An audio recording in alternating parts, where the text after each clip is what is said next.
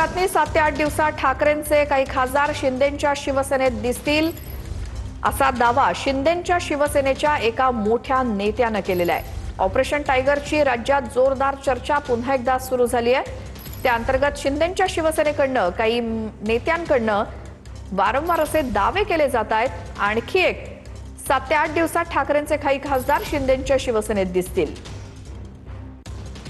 आमचे प्रतिनिधी संजय सरोदे यांच्याकडनं आपण माहिती घेऊयात। संजय, आणखी आता शिंदेंच्या शिवसेनेतनं वक्तव्य आलंय 7 ते 8 दिवसात ठाकरेंचे खासदार दिसतील शिंदे सेनेमध्ये, काय माहिती?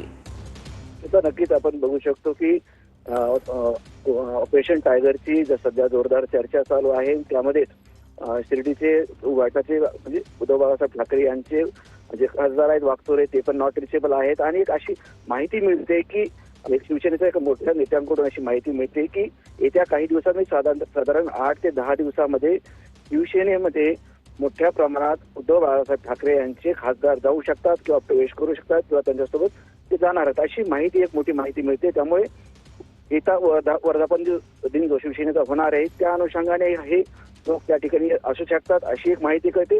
परंतु सर्वात मोठी ही माहिती आहे की बरेच खासदार सध्या एकनाथ शिंदे आणि त्यांच्या शिवसेनेच्या संपर्कात आहेत आणि येत्या 8 ते 10 दिवसात ते त्यांच्यासोबत दिसू शकतात। श्वेता।